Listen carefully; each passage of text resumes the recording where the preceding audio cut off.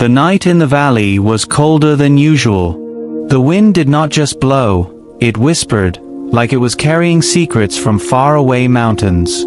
The moonlight spilled over the stone houses, painting them silver, but every corner held a shadow darker than it should be. In this quiet, Layla sat outside her small home, staring at the path that led into the hills. It had been 2 years since her brother, Hamid, left for the battlefields.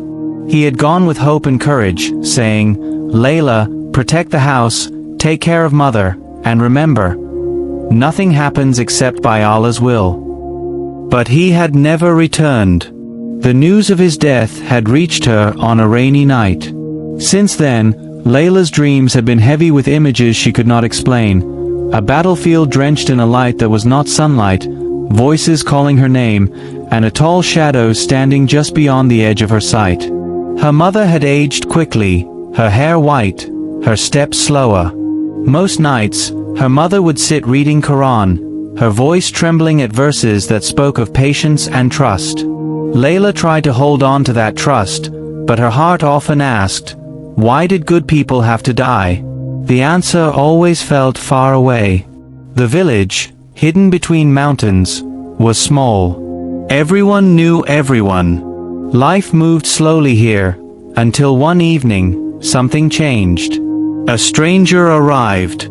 He came walking from the eastern path, where the hills were taller and the forests thicker.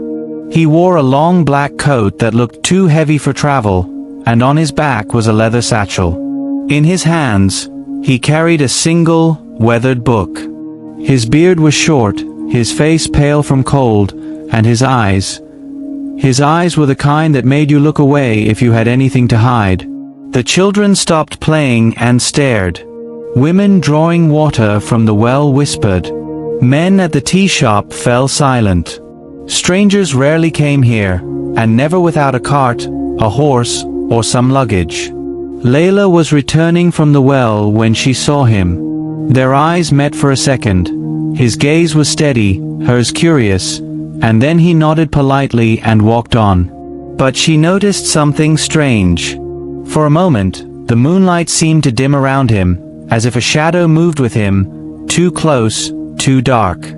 That night, the village elder offered him a small room near the mosque. He said little, ate quietly, and spent most of the evening sitting outside, reading his old book under the lantern light. The next day, rumors began. Some said he was a scholar, others a man hiding from enemies.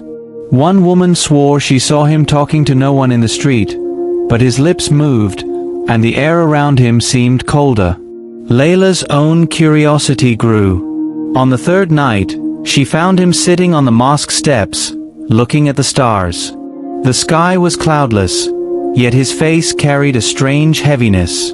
"You're not from here," she said softly. He turned to her, his voice low but calm. "No. I am searching for something, or maybe someone." "What is it?" she asked. His eyes studied her for a moment. "The truth. And protection for it." Layla frowned. "Protection from what?" He hesitated. Then he glanced at the dark alley behind the mosque. "There are forces in this world you cannot see. They move in shadows, whisper lies, twist hearts. They fear the truth of Allah's words, and they follow those who carry it." Layla shivered, though the night was not colder than usual. "Are you saying they're following you?" Instead of answering, he looked at the sky again. "Do you know Surah Al-Imran?" She nodded. "My mother reads it often. It speaks of holding firm to truth, of patience, of not fearing those who scheme. That's what keeps me walking." Something in his tone made Layla feel both safe and uneasy. She wanted to ask more, but just then, a sound came from the alley, like footsteps, but too slow, too heavy. She turned, but saw nothing. When she looked back, the stranger had already closed his book and stood up. Title: "Go home, Layla," he said quietly.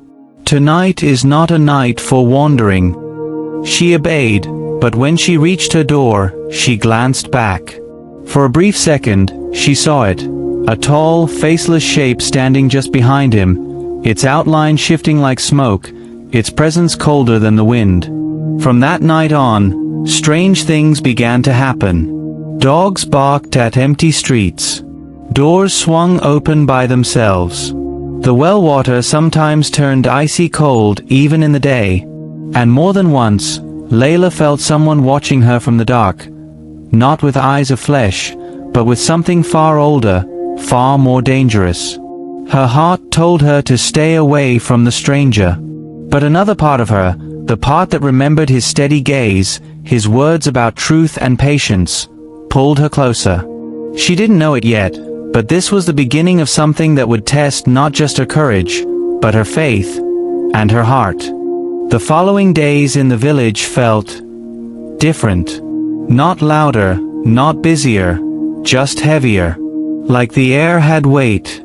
People moved a little faster, kept doors closed a little earlier, and spoke in whispers. Layla tried to go about her usual work, fetching water, cooking meals, helping her mother, but she could not shake the feeling that the stranger's arrival had stirred something that had been sleeping.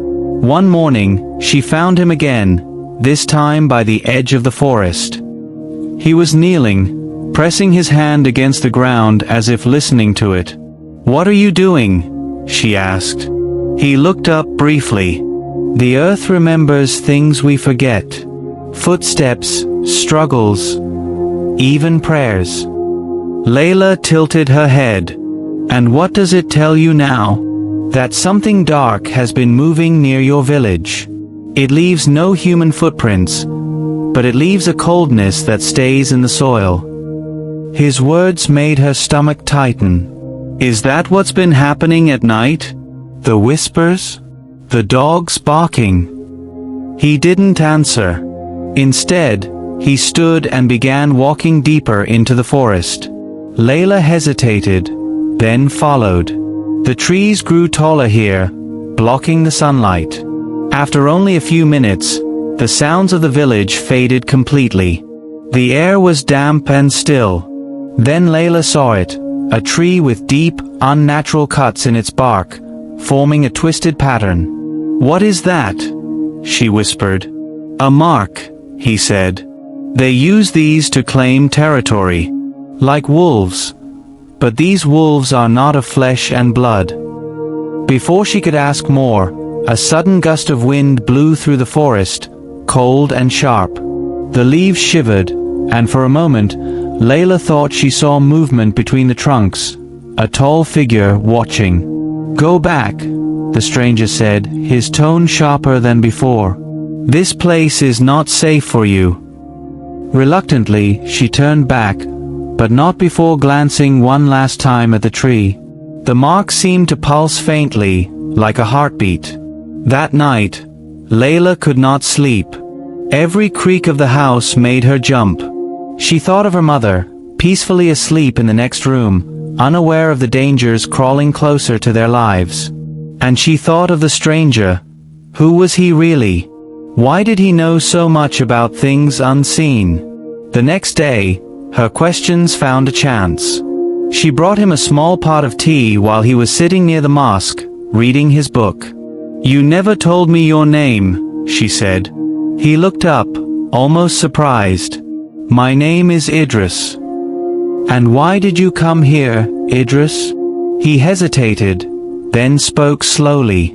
"Because there is a truth in this valley that the shadows want to destroy. And because I heard of a woman here whose heart still searches for answers." Layla felt a strange heat rise to her cheeks. "And you think that's me?" He smiled faintly, but there was sadness in his eyes. "I think Allah brings people together for reasons they may not understand at first." She lowered her gaze, feeling both shy and unsettled. This man spoke like a teacher, but also like someone carrying a heavy wound. Over the next week, they spoke more. Sometimes about life, sometimes about the Quran, and sometimes about fear.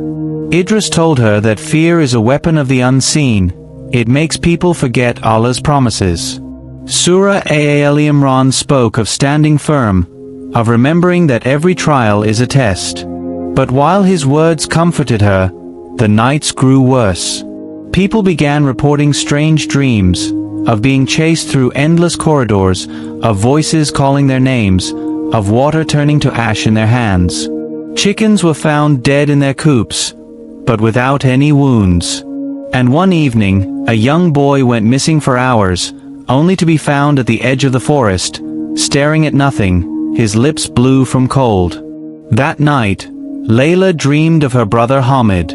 He stood in the same battlefield she had seen before in her dreams, but this time, he looked at her directly. "Layla," he said, "don't let go of the rope." She woke trembling, unsure if it was a warning or a memory. In the morning, she found Idris again. "I think they're coming closer," she said. "They are," he replied, "and they will not stop until they take what they came for." "What is that?" He looked at her for a long moment. "Faith. Yours. Theirs. Everyone's." And in that moment, Layla realized, this was not just about shadows or strange marks in the forest. This was about the battle for hearts. And somehow, she was already standing in the middle of it. The sun barely rose the next morning. Heavy clouds covered the valley, turning day into a pale shade of night. The villagers woke to find strange symbols carved into their doors, the same twisted patterns Layla had seen in the forest. Some panicked, rushing to wash them off. Others prayed loudly, their voices trembling. Idris moved quietly from house to house, speaking to the people. "Do not be afraid," he told them. "Fear feeds what follows these marks. Stand firm. Remember Allah's words. If Allah helps you, none can overcome you. But if He forsakes you, who is there that can help you after Him?" His voice carried strength, but Layla noticed the deep lines of fatigue under his eyes. That night, she stayed near the mosque, unwilling to sleep. Idris sat beside her, his old book open. "These marks," he explained, "are not just warnings. They are invitations. The longer they remain, the more the darkness enters." "So we have to remove them," Layla said. "Yes. But it is not the hands that must erase them first. It is the hearts." Before she could ask what he meant, a sound broke the stillness, a low, rolling growl, too deep for any dog. It came from the eastern street. Idris stood immediately, motioning for her to stay back, but she followed anyway. At the end of the street, they saw it. A tall shadow, thicker than night, standing in the middle of the path. It had no face, but its presence was like a weight pressing down on their chests. Around it, the air seemed to twist, pulling the lantern light into itself. Layla felt her legs weaken. "What is that?" Idris's voice was steady, but firm. "One of them. They are whispers given shape. They enter where faith is weak and fear is strong." The shadow moved, gliding toward them without sound. Idris stepped forward, reciting verses from Surah Al-Imran in a clear voice. The words seemed to make the shadow pause, but only for a moment.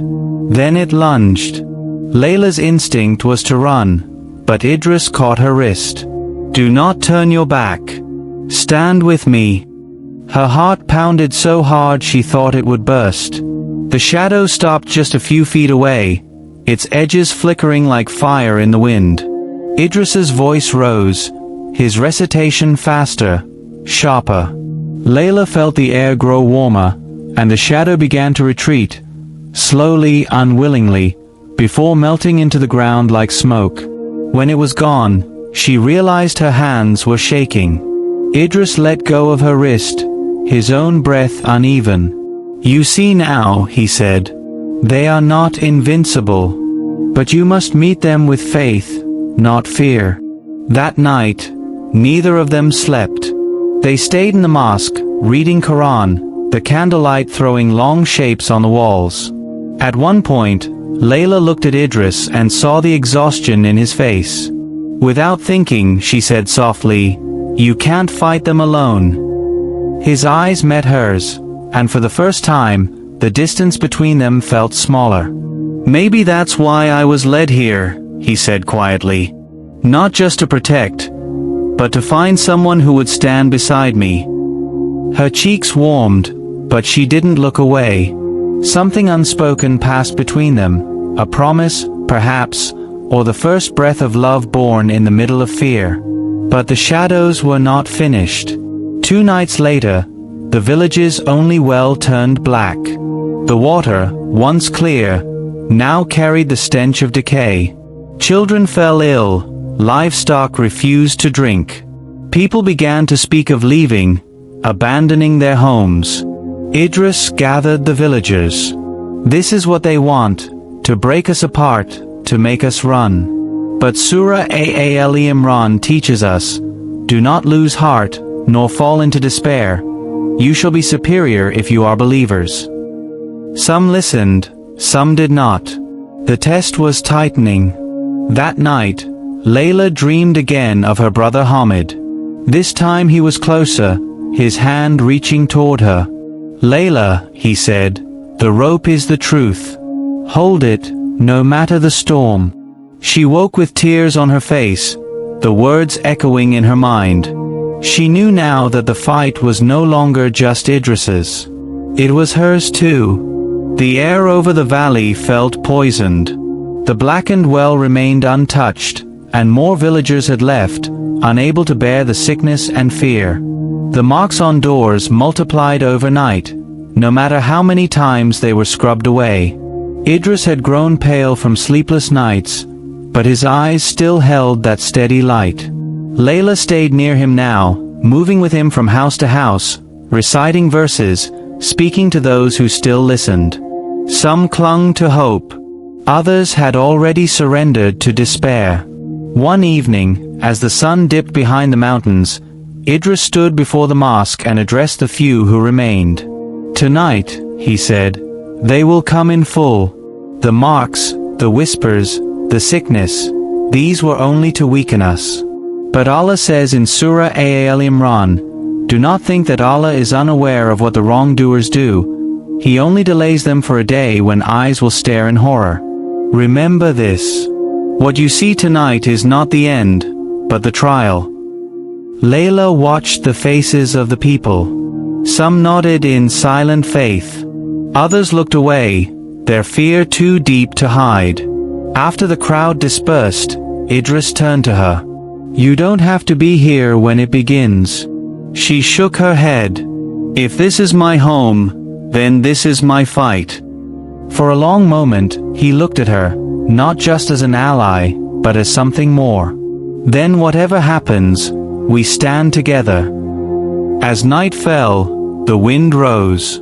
It carried with it a low hum, like the growl of something enormous moving through the dark. The lantern flames bent sideways, and the shadows on the walls stretched unnaturally long. The first came at midnight, a tall, faceless figure, moving silently into the street. Then another, and another, until the road was lined with shapes taller than men, their edges writhing like smoke. From them came whispers, some in languages no human spoke, others in voices the villagers recognized, voices of the dead, voices of loved ones, all calling them into the dark. Fear slammed into Layla's chest, but Idris's hand found hers, steady and warm. "Look at me," he said. "Not at them." He began reciting again, his voice carrying through the night. Verses of truth, of patience, of Allah's promise to those who believe. Layla joined him, her own voice trembling at first, then growing stronger. The shadows stopped advancing. Some wavered, their forms flickering. But one, taller than the rest, darker than the sky, stepped forward. Its presence was so heavy that Layla's knees weakened. She realized this was the one she had seen the night Idris arrived. It moved with slow, deliberate steps, ignoring the verses, reaching out a long, twisted arm toward Idris. Idris stepped forward, placing himself between it and the villagers. His voice rose like a flame in the wind. Indeed, Allah is with those who are patient. The shadow hesitated, then lunged. Layla acted without thinking. She stepped beside Idris, gripping his hand tightly, and together they raised their voices, reciting until the air seemed to vibrate. The ground beneath them shook, and a sudden rush of warm wind burst through the street, scattering the smaller shadows like dust. The tall one writhed, its edges breaking apart, until with a sound like a sigh, it exploded into a burst of black smoke that vanished into the sky. Silence fell. The marks on the doors faded, the air grew lighter, and for the first time in weeks, the stars were visible again. Idris lowered his head, breathing hard. Layla was still holding his hand. "It's over?" she asked. "For now," he said. "The war is always there. But tonight, we kept the rope from breaking." In the days that followed, the well cleared, the sickness left, and those who had fled began to return. The villagers spoke of that night in hushed voices, but those who had stood with Idris and Layla knew the truth, that it was faith, not fear, that had driven the darkness away. On the morning Idris prepared to leave, Layla found him by the path out of the village. "You came here searching for something," she said. He smiled faintly. "I found it." She felt her chest tighten. "Will I see you again?" "In this world," he said softly. "Only if Allah wills. But in the next. I pray so." And then, without another word, he walked into the hills, his black coat blending into the dawn. Layla watched until he vanished, the echo of his voice, and the verses they had recited together, still alive in her heart. That night, under the same stars that had returned, Layla whispered to herself, "Hold the rope. No matter the storm." And she knew she would.